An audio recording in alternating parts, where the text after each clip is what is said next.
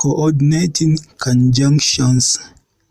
Ana yin amfani da coordinating conjunctions ne domin haɗa kalmomi ko jimlolin da tsarin nahawunsu ya kasance iri ɗaya. Coordinating conjunctions waɗanda aka fi sani su ne kamar haka: and, no, but, or, yet da kuma so. Misalan coordinating conjunctions a cikin magana: He bought an orange and a pen, wato ya sayo lemu da kuma alƙalami. A wannan jimlar, kalmar an ita ce coordinating conjunction, sannan kuma kalmomin an orange da kuma a pen su ne kalmomin da coordinating conjunctions ya haɗe su tare. You can browse the internet on mobile phone or on laptop computer. Ma'ana, za ka iya shiga duniyar gizo ta hanyar yin amfani da wayar tafi da gidanka ko kuma ta hanyar yin amfani da na'urar laptop.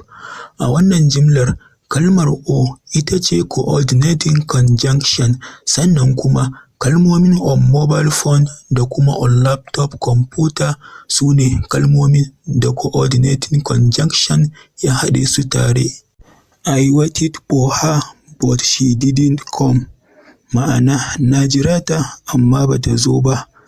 A wannan jimlar, kalmar but ita ce coordinating conjunction, sannan kuma kalmomin I waited for her da kuma she didn't come su ne kalmomin da coordinating conjunction ya haɗe su tare.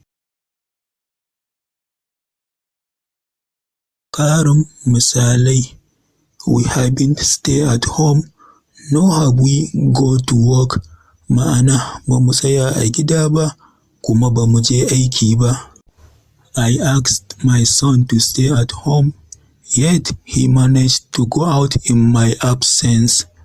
Ma'ana, na buƙaci yarona da ya tsaya a gida, amma sai ya samu nasara ya fice a lokacin da ba na nan. We don't like mosquito in our room, so we sleep under mosquito net.